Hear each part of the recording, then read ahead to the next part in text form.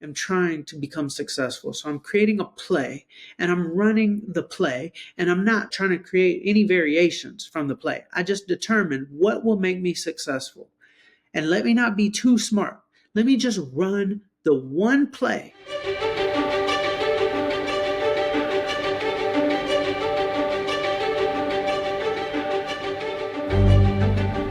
It's time to get inside your own head.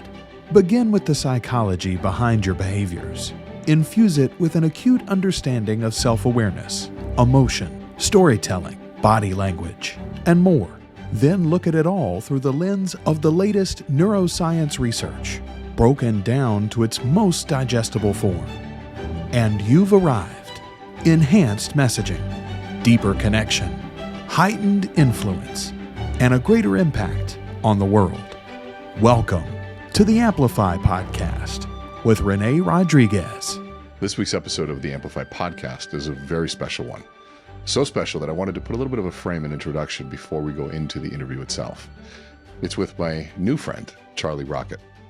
And now Charlie was managing one of the biggest music management companies in the world when tragically he was diagnosed with a brain tumor. Now he's facing death and weighing over 300 pounds. He made a choice to return to his childhood dream of being an athlete.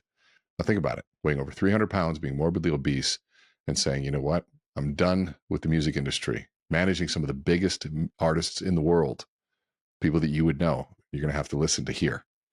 He ended up losing 125 pounds, running 5 marathons, completing an Ironman, and best of all, he beat and reversed his brain tumor.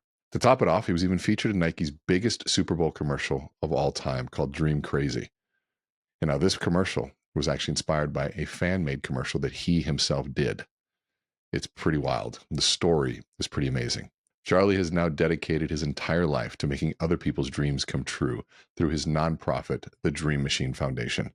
He has over 11 million followers on his social media platforms, one of the most humble, kind-hearted people you'll ever meet, with an incredible story and a passionate dream. And I'm excited to share his story with you. So I hope you enjoy this episode. And I'm going to tell you right now, grab tissue paper, grab a pen, grab your heartstrings. We're going to tug on all of those things because not only we're going to create massive value, but we're going to create massive impact with this one. This one is personally speaking to me on many, many levels. I get a chance to meet a lot of people in this work that I do. And I got to say that this has been one of my favorite connections that I've made in my 30 years of doing this. Not only because of what he's done, but what he is doing, but more importantly, who he is. Today's guest is Charlie Rocket. I know Rocket's not your actual last name, is it? Is that right? So, but Charlie Rocket, please say hello and welcome to the show. What's up, everybody? And Renee, man, thank you for having me on. I've enjoyed the conversations that we've had over the past couple of days. Brother, thank you for allowing me to be here with your audience. Absolutely. So I was at the Limitless Event, Keaton Hoskins event and Dan Fleischman's event, and backstage, and I had heard about you through our dear friend Flex Lewis, who said, he's like, you got to meet Charlie. If you know Charlie, you got to meet Charlie. And so I went and looked you up, and here I saw this kid doing, and I say kid because you're not a kid, you're wiser beyond your years, but doing these amazing campaigns similar to like a Make-A-Wish, but on a whole nother level and a lot more personal, a lot more attainable.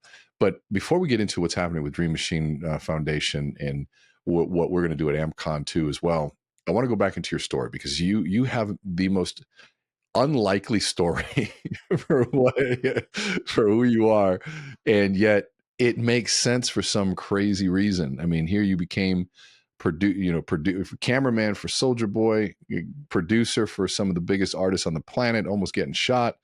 You lost 2 of your artists, we're going to go through the whole thing, and then turning it around to now helping millions of people across the world. And I say millions because I know that the impact and the butterfly effect of what you're doing is helping a lot more than just the people you serve. You're helping me by giving me an opportunity to help. So with that, let's go back to your story, where you started, walk us through what happened. And we're going to have to talk about the Nike piece of it too, because me and Jonathan were crying just when I was sharing it with him and I started crying. You're going to love this story. So stay tuned. Tell us, Charlie, your story, please. Well, I've always been a dreamer. That will tee up how interesting this story gets, because dreams to me are very real. I wake up and I dream. And as a child, I always wanted to be an athlete, but I was the chubby kid. It was difficult for me because the dream that was in me, I didn't choose it, was I'm gonna be a pro basketball player.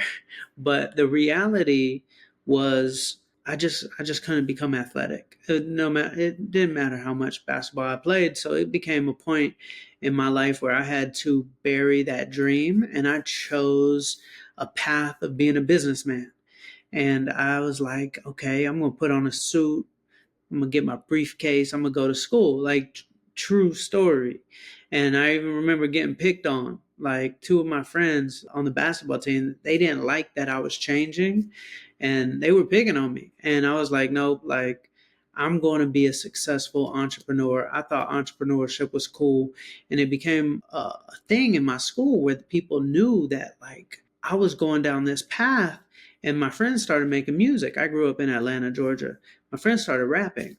And I asked my mom if I could put a studio in the bedroom. I lived across the street from the school. So things got interesting. She said yes. And next thing you know, there's about 50 kids after school in our house making music. And then I asked her, I said, can I get a camcorder for Christmas? Because I want to start like a media outlet. And so I developed a website and I was like, listen, the media is the one that controls the narrative. Like, that's how I'm going to be a successful entrepreneur. And I started a website. Website started blowing up the artists. Now it's important. It's important to notice this is 2005, by the way, when this wasn't really happening, right? I mean, this is a critical time period. You were way ahead of the game. YouTube was brand new. We were recording on like mini DV tapes. So like, like before digital, I just wanted to be in a business that was like a eat what you kill business. I knew a normal job wasn't going to be for me. I knew I was going to be a businessman. And I looked at music and that camera as a way of doing it. So website blew up, and one day I get a phone call from Interscope Records. Interscope Records calls me and says, we just signed an artist and he requested for you to be his cameraman on tour. And I said, who's the artist? And they said, Soulja Boy. I said, oh, I know who Soulja Boy is. I had to ask my mom for permission if I could drop out of school, because I was in community college now at this time, just graduated from high school. My mom was a vacuum cleaner saleswoman. So I was like going to have to put a sales pitch on a saleswoman. Legit salesperson too. Like that's no joke. I did cookware sales. Vacuum was just right there too. That's right.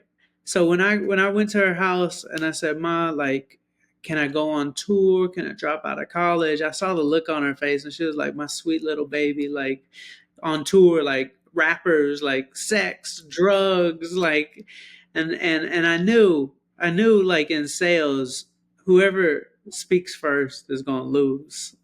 And I was like, all right, I'm asking her and I'm just going to stay quiet. And she said, when a door opens up, you got to take it.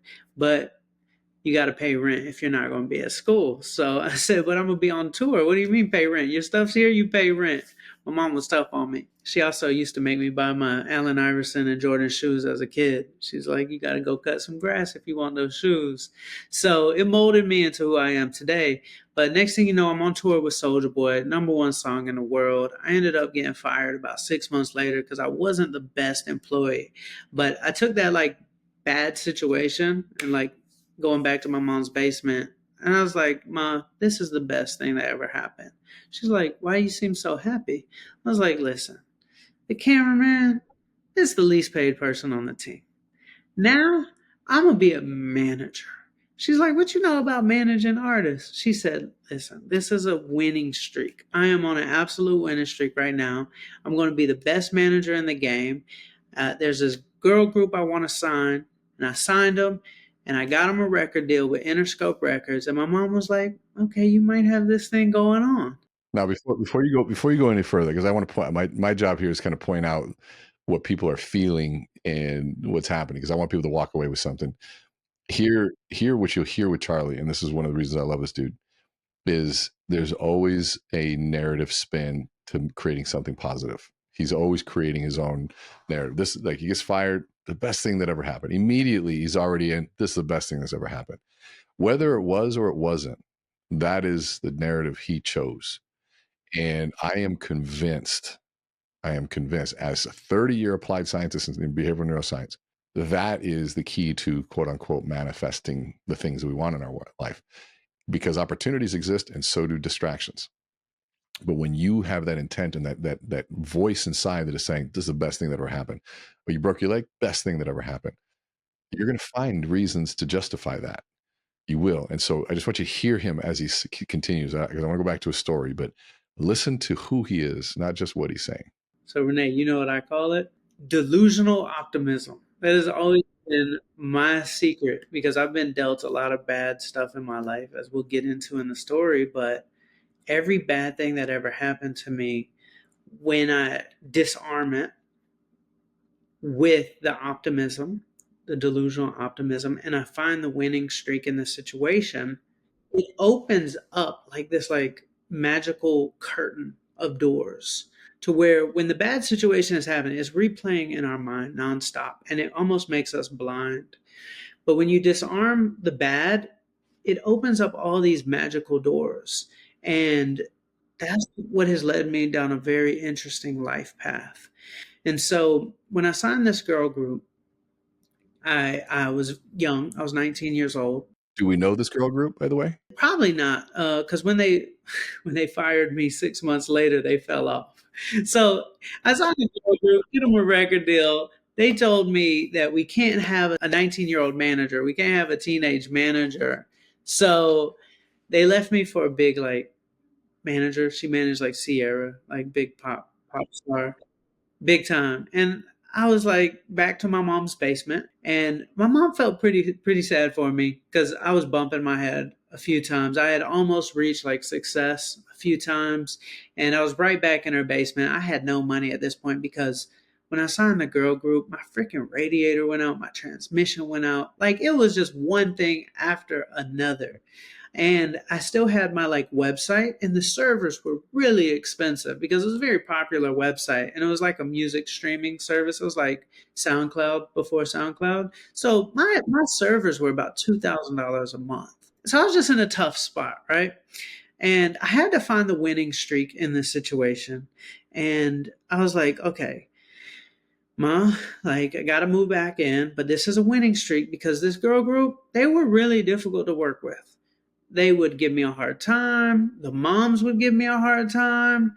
It was just it was just not in alignment. So I think they did me a favor, because I can make any group famous. I know I can. But I needed to be enjoyable for me, not just financially, but it needs to be fun. So I think they did me a favor by firing me. And so I signed a guy group, and their name was Travis Porter. And I said, you know what? I'm not going to get them a record deal. I'm going to do it independently, because I don't want their heads to get too big.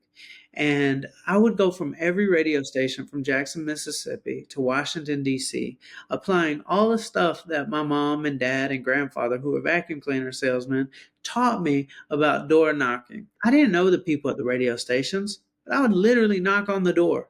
And I would tell them, listen, I got this group. Look at this footage. I would show them footage of the skating rink parties and everybody singing their songs. And I would pass out CDs myself every single night at 4 a.m. when the clubs let out. And the DJs, they would even come up and ask me. They say, Charlie, you're the manager. Why are you passing out CDs? I said, nobody's going to do it like me. I was like, I am trying to become successful. So I'm creating a play, and I'm running the play, and I'm not trying to create any variations from the play. I just determine what will make me successful. And let me not be too smart. Let me just run the one play. And we started getting traction, and Travis Porter took off. We had 3 top 10 records in the country. I then signed an artist by the name of 2 Chainz, and that became by far the biggest artist I ever managed. And I took him from about $1,500 a show to $200,000 a show. And I had it all. I had what I thought was everything, until I had the biggest wake up call, because one day I was in Los Angeles. We're about to win a Grammy. We had 5 Grammy nominations, and we had a feeling we were going to win a Grammy this year. And I was in LA at 2 Chainz' home, and I woke up one morning, and I went to go pick up some socks. The room started spinning, and I passed out. And I woke up, I don't know how much longer after that, but for about 4 days there, the room wouldn't stop spinning. I knew something was wrong. Come to find out, I was diagnosed with a brain tumor. I was terrified. I was terrified. It was very invasive. It was wrapped around my eye. It was wrapped around the artery that goes into my brain. And it had been there for so long that it started corroding the top of my spine. And if it was there longer, it probably would have started leaking like bone marrow into my body. It was just very scary, but I knew there had to be a winning streak in this. I knew that if this was happening, it had to be happening for me. So I look at like there's two different terms. There's paranoid, the universe is conspiring against me, and then there's pronoid, the universe is conspiring for me. And I'm like, okay, like what does this mean? Maybe this means I'm on the wrong path, and this is the way of getting me on the right path. And I kept thinking about my dream that I buried. I was like, well, if I'm going to die, I want to die trying to chase my dream. And if I'm going to live, at least my dream came true. And I kept looking at my life as this really bad movie of kid buries his dream, makes a lot of money, and dies. And I was like, that can't be my story. And I kept saying to myself, my story isn't over yet. And I put a comma after that. Like I would write it in my notebook because I like the comma because it keeps going. I kept thinking about my dream. My dream was to be an athlete. And I wanted that. I felt like I deserved it, even though it made no sense because now I'm 29 years old, 300 pounds, morbidly obese with a brain tumor. But I want to be an athlete. So I went to my business partners, I went to my artists, and I told them, I'm leaving. And they're like, we have a music empire. What do you mean you're leaving? You just want to walk away? I said, yeah. They're like, what are you going to do?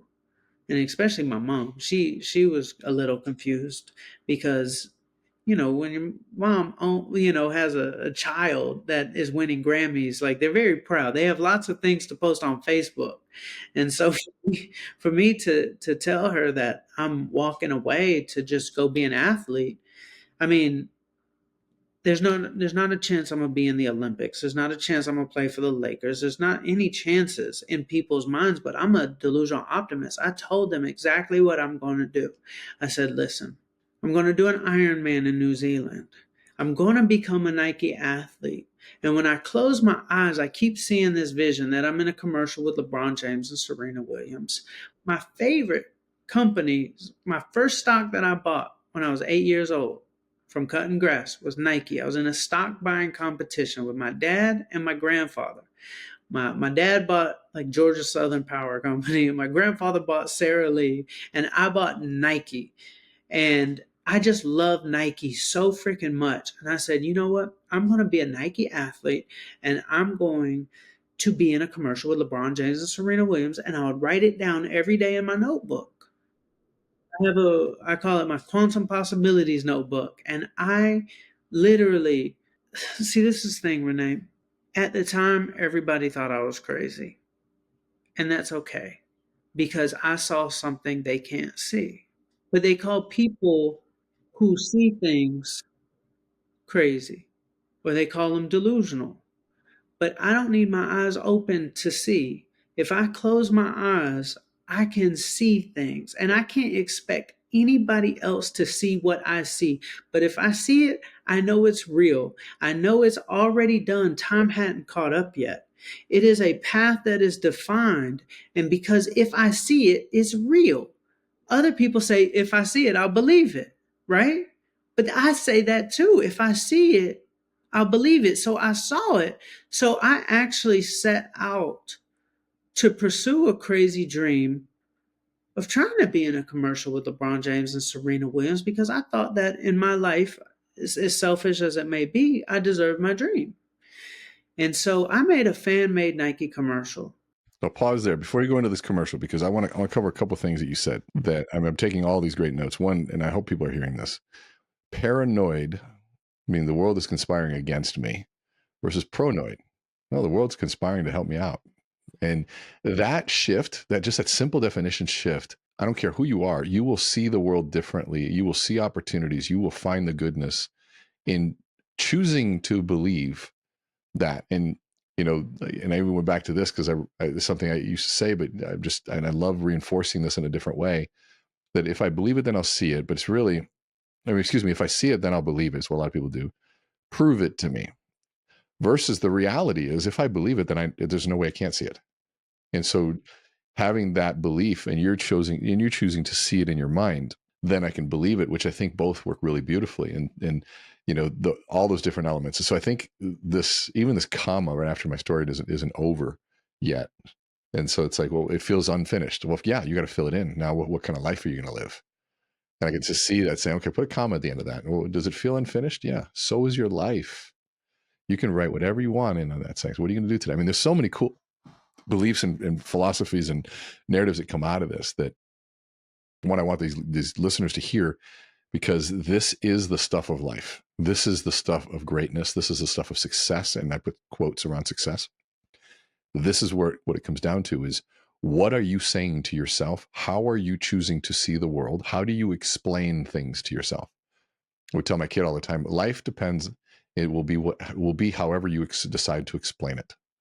And that power of explanation an explanation is another form of narrative. And if you guys know me, narrative is a construct of reality in the brain. So we use narrative to construct reality. It's a story, beginning, middle, and an end. And you hear him say it all the time, man, no, this is my story isn't over yet. So he's holding on to that narrative. I'm going to do that. And the other piece is finding a winning streak in all situations. This is such incredible advice. And dude, it's so great. So go back. I just want to make sure that people heard that. So you said, I'm going to be in a Nike commercial. So you said, I'm going to create one. Tell us what this, a commercial or customer made. What'd you call it? Fan made. Fan made. There it was. So I knew, like, if I reached out to Nike, there wasn't a chance they would want me to be a Nike athlete. That's just not how it works.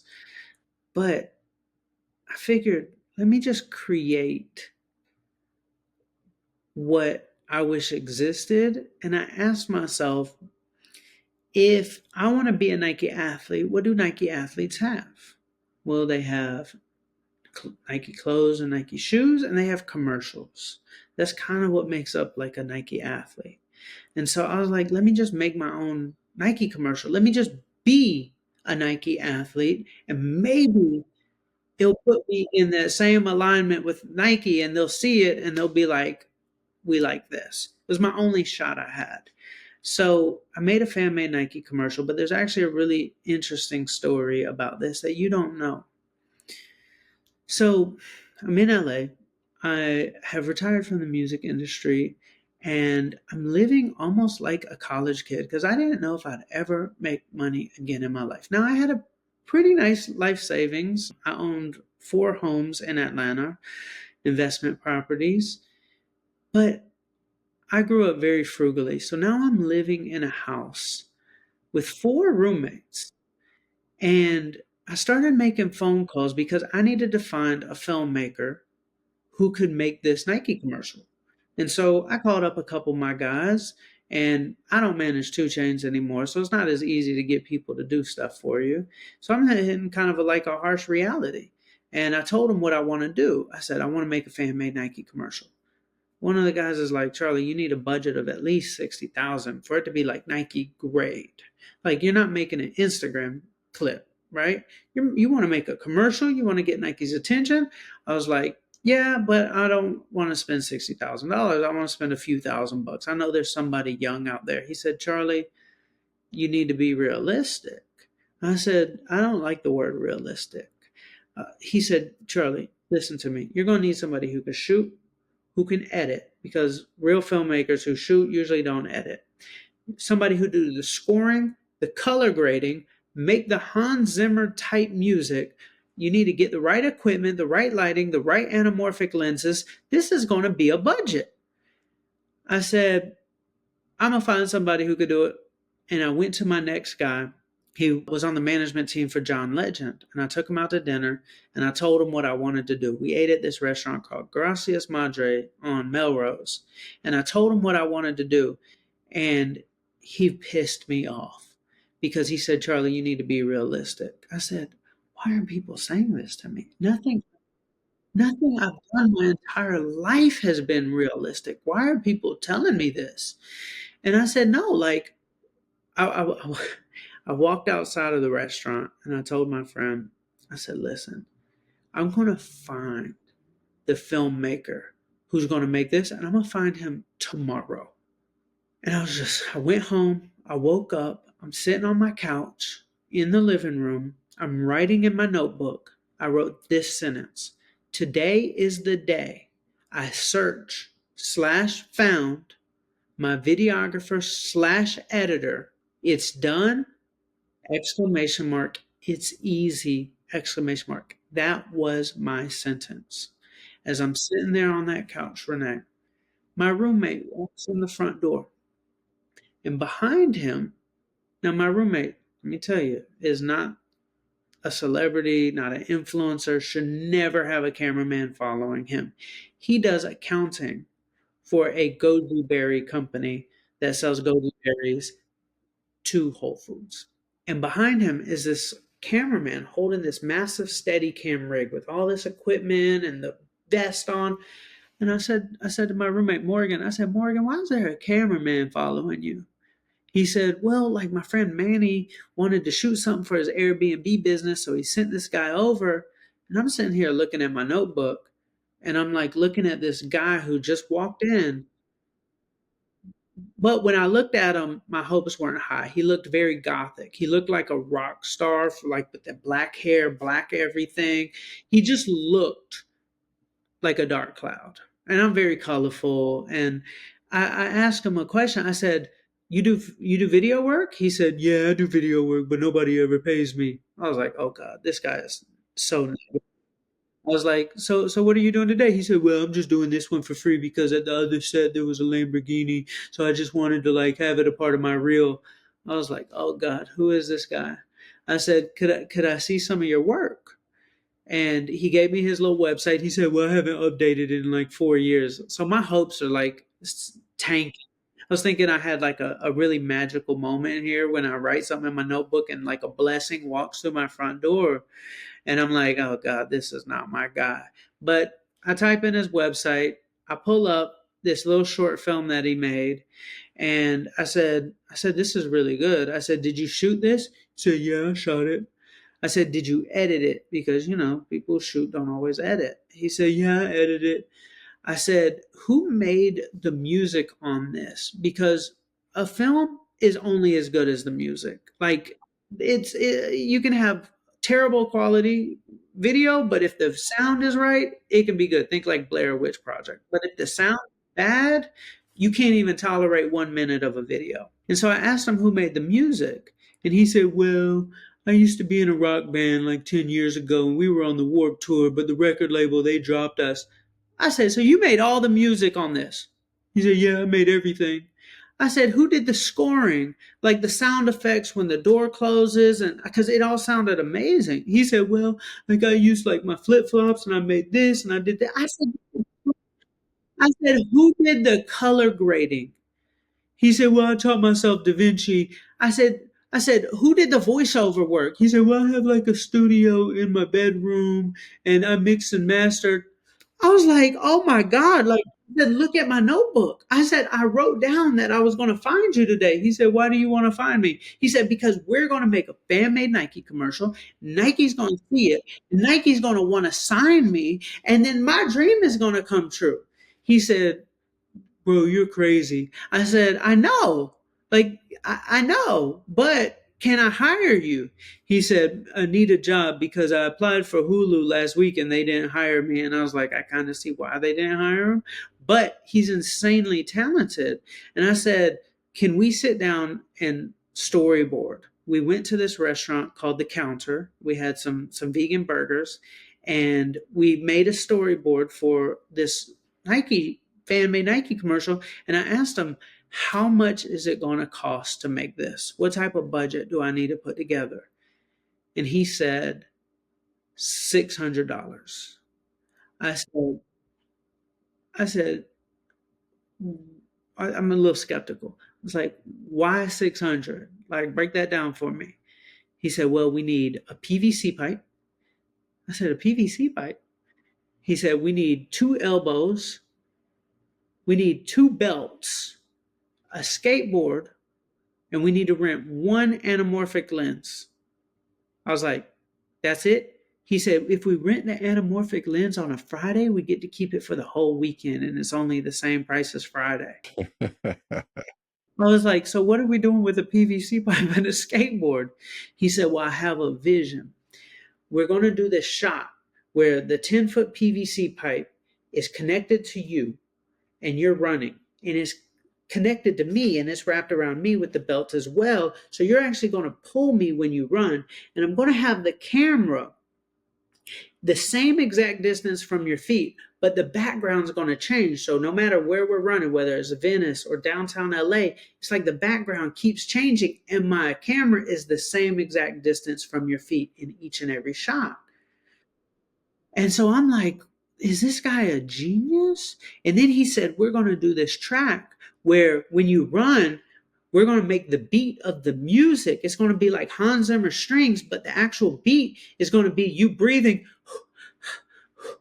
and the footsteps. And I was like, oh my God, this guy walked into my front door. It's like the universe really is conspiring for me. I said that I am going to search/found my videographer editor, and he walked in my front door.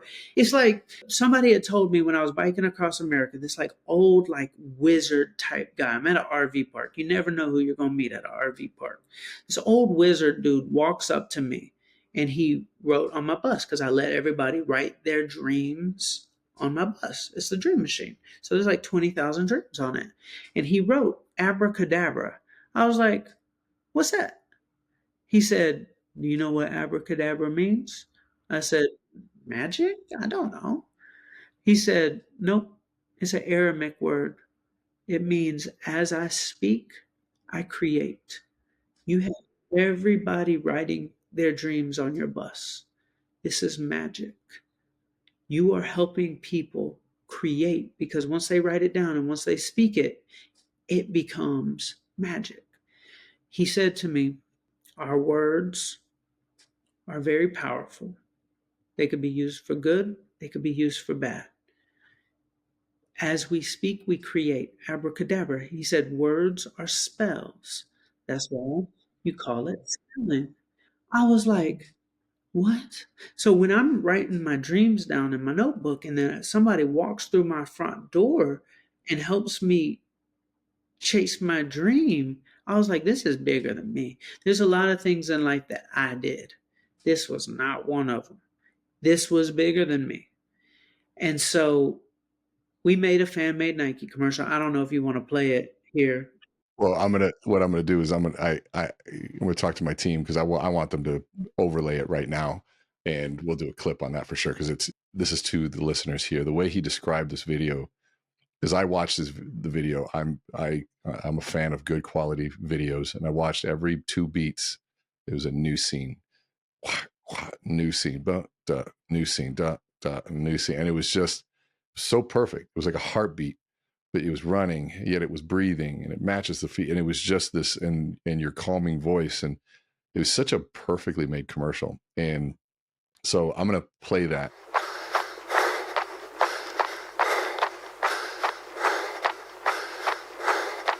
I pretty much had everything you can imagine in life. $1 million businesses, world tours, #1 albums. We even won a Grammy. I left it all. And tell them what happened.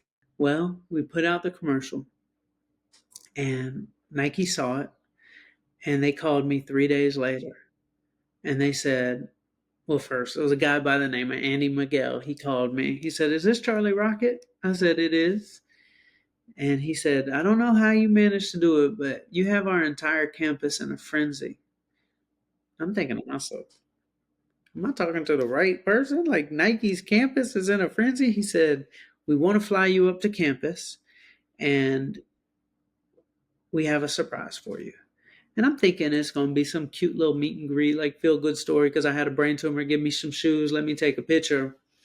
I get to campus and they walk me into a conference room with 30 of the biggest executives of the company. And, I was a businessman, I was like, this is not a meet and greet. I was like, this is something bigger. And they said, Charlie, you inspired us to change the direction of our company. We forgot about the power of dreams and how so many people's first dream is sport. And they said, we're going to change our entire marketing for this year based on this concept. And what we created was what became the biggest Nike campaign of all time. It was the Colin Kaepernick commercial, 2018. And in that commercial, I got to be in it. And there was LeBron James and Serena Williams. And I went back to my notebook and I showed my friends and family the hundreds of times I would write down, I'm going to be in a commercial with LeBron James and Serena Williams. And I got to experience my dream on the national or on the global stage because it was a Super Bowl commercial. I got to win an Emmy, and I asked myself a question. I said, "What else is there to do?" I knew how to make money, and I now had my dream. And I said, "You know what, God, you've done so much for me. What can I do for you?" And God was like, "Go make people's dreams come true." And that's what I've done every single day. This is the third time in the last 2 days you've made me cry. And it's like when we first met, you told me the story, you could cry. Then I told it to Jonathan, I cried again. I'm hearing it again, and here I go again. And this is why I was so compelled to, one, bring you to AMPCON, because if you listen to this, you're going to meet Charlie at AMPCON. But two, we're going to do a lot together because I just think this is stuff that needs to happen. And I've always been somebody who says, okay, if there's somebody good in the world, then I have to do whatever I can, at least to tell people about it. And my reach it's not as big as many people, but it doesn't matter how big it is. It matters what I can do. So that's why. But man, it is such a beautiful story and a reminder of how small sometimes we think, to get rid of words like be realistic and to really go back into, you went into the quantum conversation, which it is what Abracadabra, as I speak, I create. And there is this beautiful magic in the words. And I tell my clients this all the time that, be really careful what you say. There is a quantum reason for it, but there's also a scientific reason for it. When we think things, it's one thing. When we say it out loud, it bypasses the ego. It enters the brain very differently because we hear it. And it becomes a lot more concrete. And so when we say negative things, it's a really bad outcome. But when we say positive things, it is equally a good outcome. And the circuitry in the brain, the science behind it supports it. The philosophy supports it. Our anecdotal experience supports it. Now in the quantum field, it supports it. So there's so much support for this idea. And so when we look at this and say, okay, because I want to be mindful of our time here. This is also world record for the least amount I've spoken on a podcast, which is totally fine. I'm so glad. But I want to talk about what now this whole story brings you to this culmination of making other people's dreams come true with the Dream Machine. So walk us into that, what you do, and I want to get into the nitty gritty of what we can do next. Well, for 10 years when I was in the music industry, I got to practice. I got to practice making dreams come true because that's what a really good manager does. And I got to handle lives, it was for rappers, but it was good practice. I got to take somebody who's in a pretty bad place in life and I got to put them in a good place in life, and I got to protect them, and I got to solve the problems, and I got to listen to them, because as a manager, I would say, what's your dream? And it's my job to go figure out how to make that happen for them and to be of service. I was truly of service. And so after the brain tumor and then reversing that and losing 130 pounds and doing 5 marathons and doing an Ironman and becoming a Nike athlete and being on the cover of Runner's World magazine and my dream coming true, I said, you know what? I'm going to apply every single thing that I am and I've experienced to get other people out of dark places. And so I have the experience of how to dream and manifest. And I have the experience of being of servitude and helping somebody get in a better place. And I was like, I want to do that for people who did not have the ability I have. So I had the ability to change my life. I was in a very good position in life and I'm very privileged. And I made a lot of good financial choices to where I could walk away from the music industry and go chase my dream. But what happens if there's a 9-year-old girl and her mother is a single mom and that 9-year-old girl gets diagnosed with cancer and it's a full-time job for the mom to take care of her? Well, insurance doesn't pay for the mom to quit her job or to move to another state to get treatment. Like you gotta, if you live in South Carolina, you have to move to the state that has the treatment. But this stuff is not something we think about. We think about somebody has cancer, they go get chemo. Like a lot of these kids, it's not that easy. A lot of these families don't have the money. I have a girl right now in Rhode Island who has stage 4 cancer, and she sings at local bars to try to fundraise for the CAR T treatment because it's her last hope, and it's $50,000 out of pocket.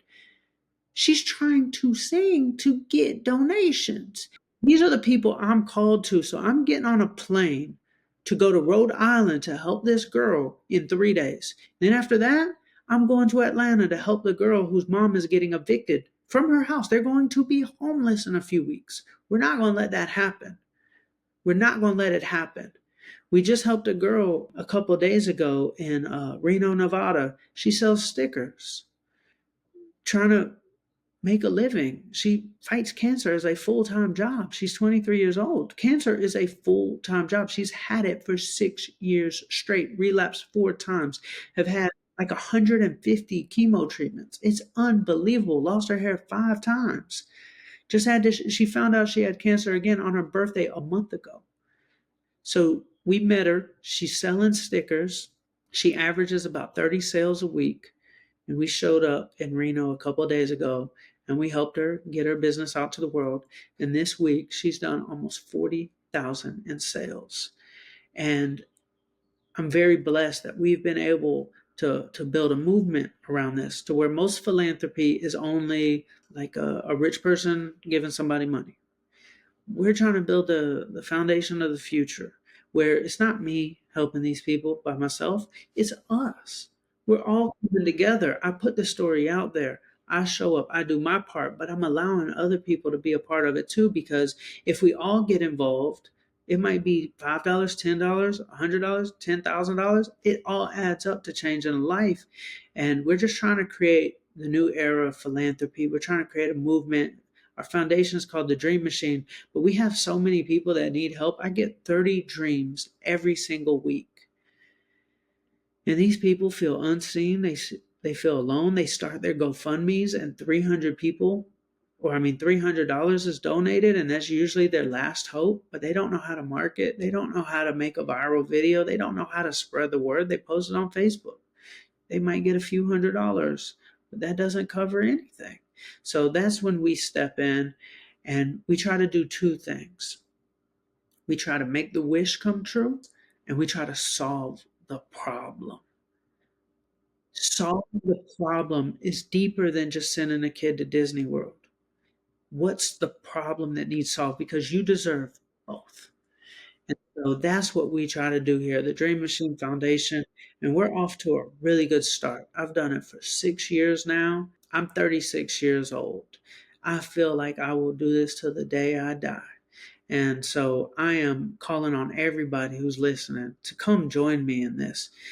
What I've noticed about most people is they want to help. They just don't know where to start. Don't know how, exactly. And they don't know who to trust. And that's the blessing that you provide. It's what I love about this is that you keep saying that you're blessed, you're blessed, you're blessed while you are being the blessing. And you wanted to be an athlete. Well, let me just be an athlete. And so there's a beautiful concept of that word be. How can I be the leader that I need? How can I be the change that we want? How do I be the parent that I always needed? Well, how can I be the blessing that people need? And there's so much beauty in that. We're coming to the end, so I want to make sure, because you got a hard stop coming up.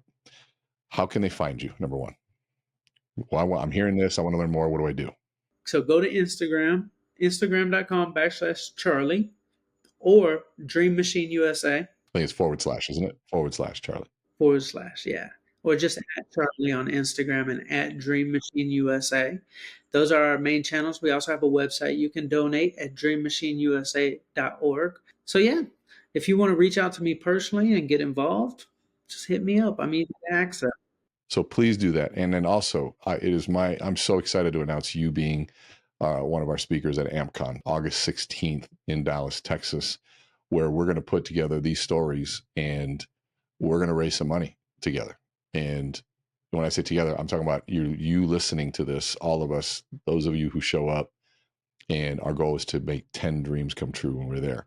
And so I am mentally ready. I'm going to be talking to my friends and my family, my colleagues and people that are coming. I want this to be, it's going to be extremely meaningful and beautiful. So please show up there. Charlie, thank you so much for being who you are to this world. Thank you for overcoming cancer and brain tumor so that we can have you around longer, so you can bless more lives, so you can bless all of us. I'm looking forward to a long friendship that we're going to create here, and allowing me to come along for the ride for what it is you're doing. Because you're right. A lot of us want to, we just don't always know how. This is your genius. And so when I find somebody in their genius, I take a direction. What do you need? How do you need it? And so my first step is bring you to AMPCON. I know we're going to get you into Fuse as well. And I can think of a bunch of other events that we're going to get you into. So this is a message that needs to be out there. So folks, thank you for listening in. I hope this was as meaningful for you as it was for me. Again, if you like this, please comment, like, and subscribe. We're going to be doing a lot more of this. Make sure you follow Charlie on Instagram. Go to dreammachine.org. I say that correctly? Yep, .org. Follow him there. And then all of those things. Any last final words, Charlie?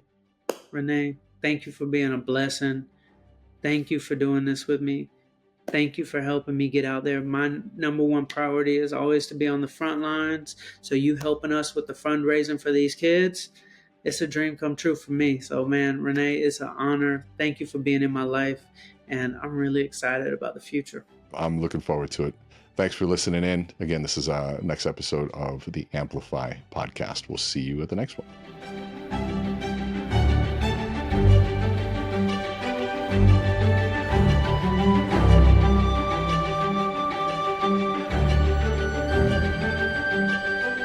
Thank you for sharing this time with us. If the experience resonated with you, follow us on Apple and Google Podcasts, Spotify, Stitcher, or amplifymylife.com. Share it with anyone else who's ready to amplify their lives. And remember to let our hearts speak in sequence. For more from Renee Rodriguez, visit meetrenee.com.